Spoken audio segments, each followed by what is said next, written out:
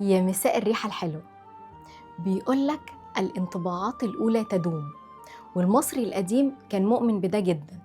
عشان كده كان قبل ما يقابل حد، قبل أي مناسبة، وحتى في الطقوس الدينية، العطر كان حاجة أساسية ما ينفعش تتنسي.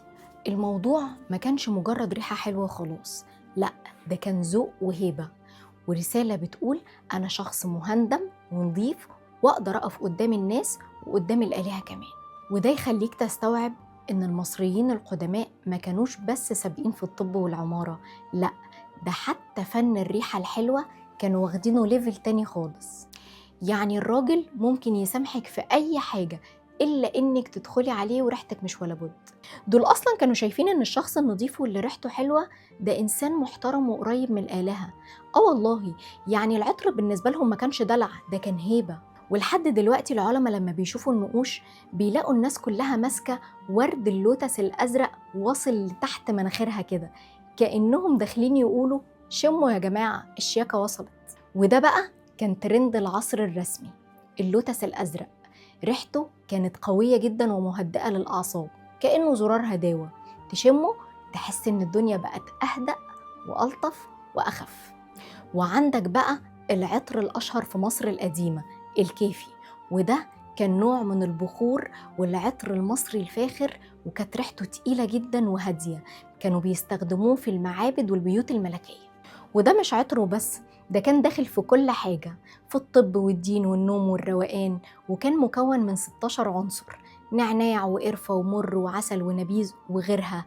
يعني حرفيا الفراعنة كانوا بيطبخوا البرفيوم زي ما احنا بنطبخ المحشي كده، وكانوا بيحرقوه في المعابد وقت الغروب علشان يهدي الأعصاب ويطرد الطاقة السلبية.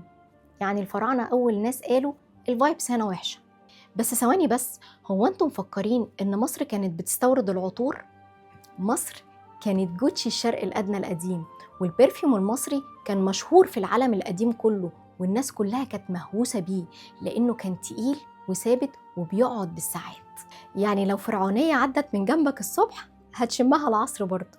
ولما الملكة حتشبسوت لقت إن المر واللبان مهمين جدا في صناعة العطور، قالت لك إيه؟ أنا مش هفضل استورد كده كتير، وقامت جاية بعثة لبلاد بونت علشان يجيبوا أشجار المر واللبان ويزرعوها في مصر.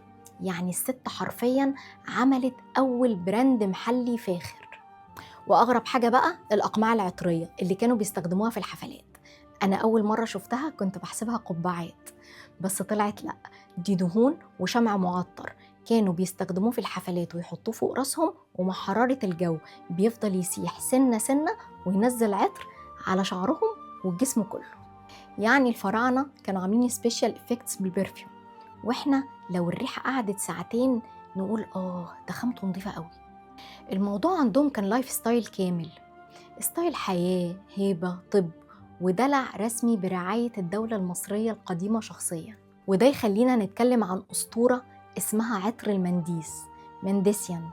وده كانت شانل نمبر 5 في العالم القديم كله، وسموه كده على اسم مدينة منديس اللي هي تل الربع حاليا في الدقهلية. وده كان مشهور جدا في حوض البحر المتوسط كله. وده يخلينا نتكلم عن أسطورة اسمها عطر المنديس، منديسيان. وده كان شانل نمبر 5 في العالم القديم كله، وسموه كده على اسم مدينة منديس اللي هي تل الربع حاليا في الدقهلية. وده كان مشهور جدا في حوض البحر المتوسط كله.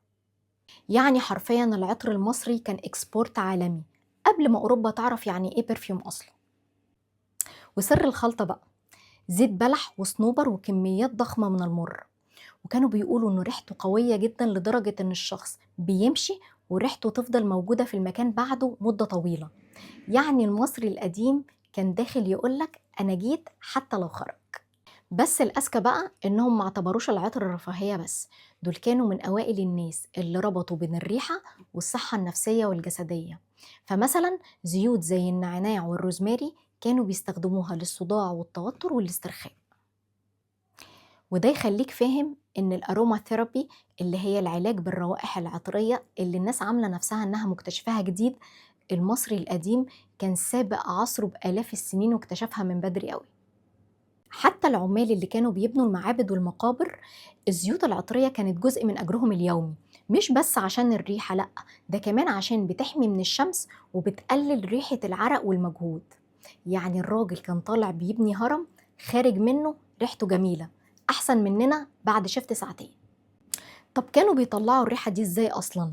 ما كانش عندهم كحول ولا مصانع برفيوم حديثة زي بتاعتنا دلوقتي، بس كان عندهم طريقتين عبقريتين.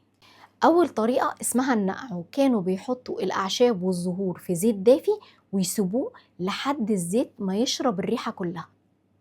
والطريقة التانية كانت أشبه بعصر المشاعر كده، كانوا بيحطوا الزهور المهروسة والزيت في قماش قوي جدا ويلفوه بعصايتين عكس بعض لحد ما تنزل خلاصة الريحة كلها. يعني حرفيا البرفيوم كان بيتعمل بعضلات. وطبعا الريحة الحلوة ما ينفعش تكتمل من غير الشياكة البصرية.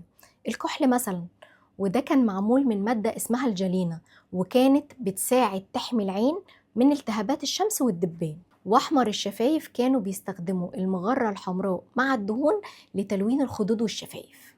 يعني المصريين القدماء كانوا داخلين فول ميك اب روتين، واحنا لحد النهارده بنسأل هو السيرم بيتحط قبل ولا بعد المرطب. اما بقى في المعابد فالموضوع كان بيخش مرحلة الهبة الرسمية. الكهنة كانوا بيحرقوا البخور 3 مرات في اليوم، الصبح لبان عشان يصحوا الكون، الظهر مر للراحة والهدوء، وبالليل الكيفي علشان الاسترخاء والنوم. فتخيل بقى براندات عالمية لسه بتحاول تقلد الروايح دي وبتسميها اورينتال نوتس، اللي هي الروايح الشرقية. والمصري القديم أصلا واقف من آلاف السنين يقول لهم حبايبي احنا أصل البرفيوم أصلا. فتخيل بقى براندات عالمية لسه بتحاول تقلد دلوقتي الروايح دي وبتسميها اورينتال نوتس، اللي هي روايح شرقية يعني. والمصري القديم واقف من آلاف السنين أصلا بيقولك حبايبي احنا أصل البرفيوم أصلا.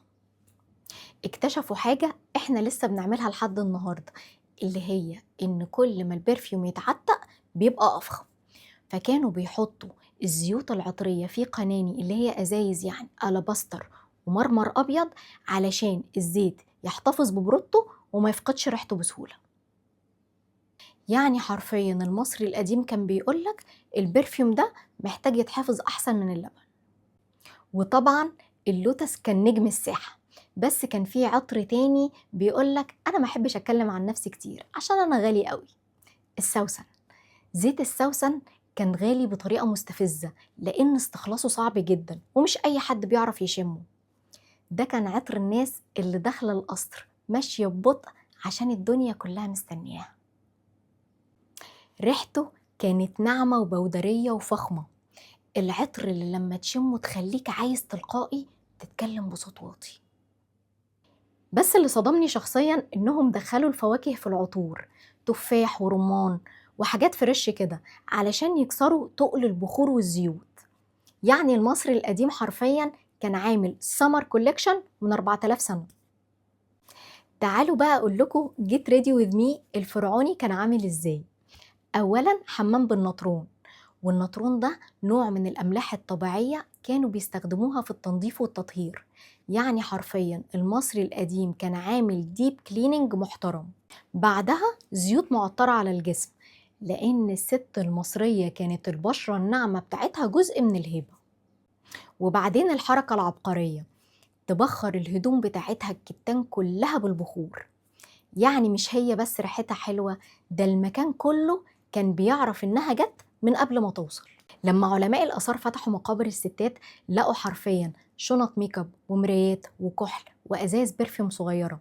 يعني الست المصرية القديمة كانت بتعمل نفس الحركة اللي احنا بنعملها دلوقتي، في نص الخروجة تفتح شنطتها وترش برفيوم تاني. المصريين القدماء فهموا بدري جدا إن الشياكة مش بس دهب وكتان، لأ، الشياكة الحقيقية إنك ريحتك تفضل موجودة حتى بعد ما تمشي.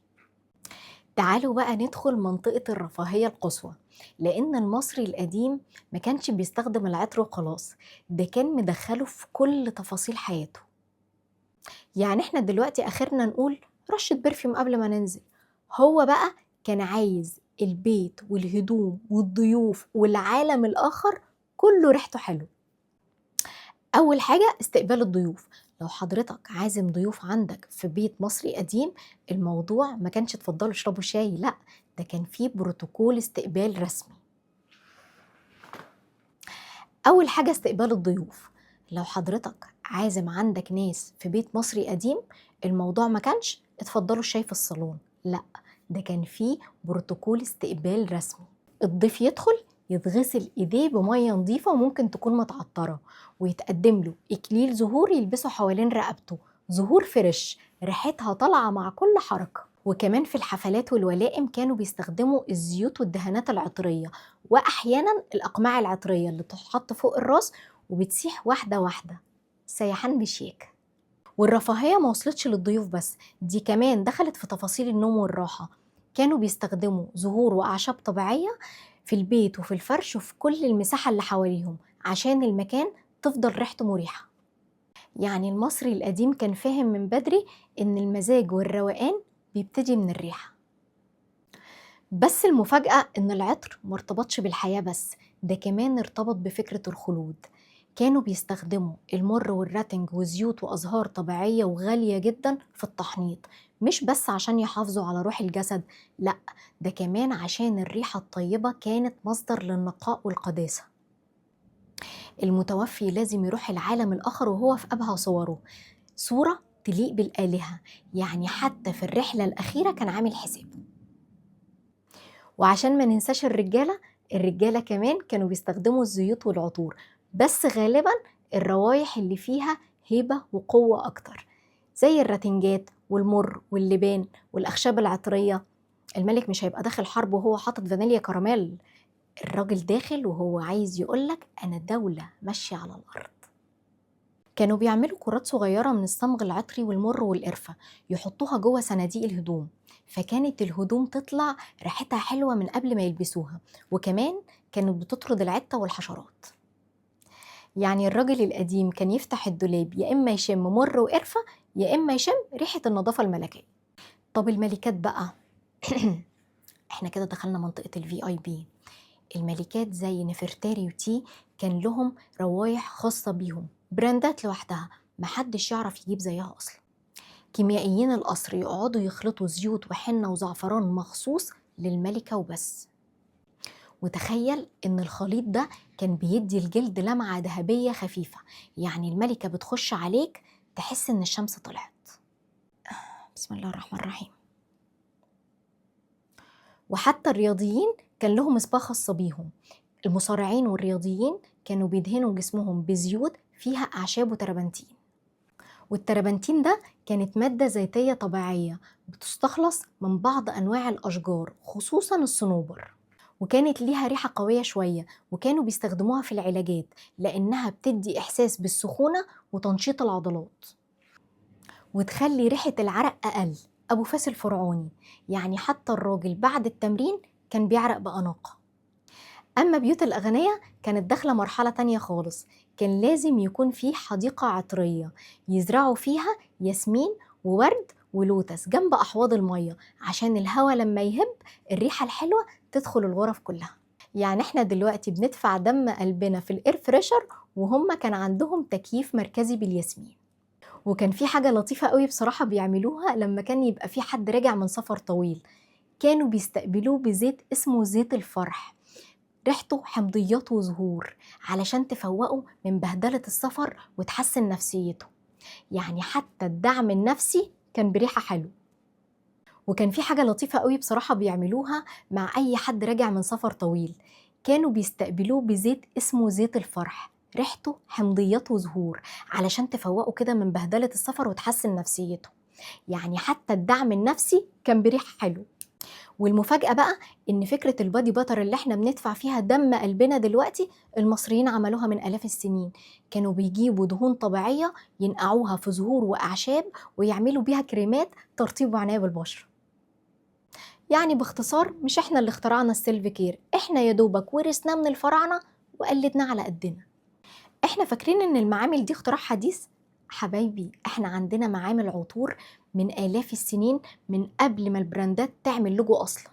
في معابد زي معبد إدفو كانوا كاتبين وصفات العطور على الجدران بالمقادير ومدة الغليان، وكان الكهنة معتبرين تركيب العطر ده حاجة مقدسة، مش أي حد يخش يقلب في حلة كده وخلاص. وكان في خلطات مخصوص للرومانسية، مسك وقرفة وكده، زي فكرة الفرمونات اللي طالعة اليومين دول ومفكرين نفسهم أول ناس يخترعوها. لا يا باشا، جدودك من آلاف السنين كانوا عارفين تأثير الريحة على الانجذاب من 5000 سنة، وكانوا مؤمنين إن الريحة الحلوة بتطرد الطاقة الوحشة، فكانوا بيبخروا الأطفال بالمر والحلتيت، والحلتيت ده كان نبات ريحته نفاذة جدا تخليك تسامح اللي حسدك إنه حسدك أصلا وتكره عيشتك كمان. فكانوا بيبخروا الأطفال بيه وهم مقتنعين إن الريحة دي هتحمي الطفل وتطرد الأرواح الشريرة وتحميه من الحسد والعين الوحشة. يعني فكرة إن خالتك تلف بالبخور يوم الجمعة وهي بتقول اطلعي يا عين دي مش عشوائية، دي حضارة عمرها آلاف السنين. نيجي بقى لأول مزيل عرق في التاريخ، وأنا شايفة إن ده أهم اختراع في الدنيا بعد الكهرباء. كانوا بيجيبوا الحبهان وأعشاب عطرية بيطحنوها مع الدهن ويدهنوا بيها منطقة الأندر آرم. نيجي بقى لأول مزيل عرق في التاريخ، وأنا شايفة إن ده أهم اختراع في الدنيا بعد الكهرباء. كانوا بيجيبوا الحبهان مع أعشاب عطرية يحطوها مع دهن خفيف ويدهنوا بيها منطقة الأندر آرم. يعني الراجل الفرعوني كان داخل الشغل يبني هرم وريحته طالعة كأنه خارج من سبا فرعوني. ولما الملك كان يحب يراضي فرعون كان بيبعت له ازاز عطور نادره، لان البرفيوم المصري وقتها كان رمز للفخامه مش اي ريحه والسلام. الخلاصه، التاريخ المصري القديم عامل زي البرفيوم المعتق، كل ما تفتح فيه طبقه تلاقي ريحه وحكايه وراها سر تاني. ويمكن أغرب حاجة إن المصري القديم ما كانش شايف إن العطر رفاهية، ده كان شايفه احترام للنفس. كان شايف إن الإنسان النظيف المهندم اللي ريحته حلوة ده إنسان مرتب من جوه وروحه مستعدة تقف قدام أوزوريس. عشان كده العطور عندهم ما كانتش مجرد زينة، دي كانت ذوق وهيبة. فلو سمحتوا بقى، أي حد داخل علينا بريحة عرق في الحر ده يعرف إن القدماء المصريين بصله من العالم الآخر بخيبة أمل. فأرجوكوا، الاهتمام بالريحة الشخصية مش رفاهية، ده احترام للبشرية كلها. اكتبولي في الكومنتات وقولولي تحبوا نتكلم عن ايه المرة الجاية. سلام يا ملوك.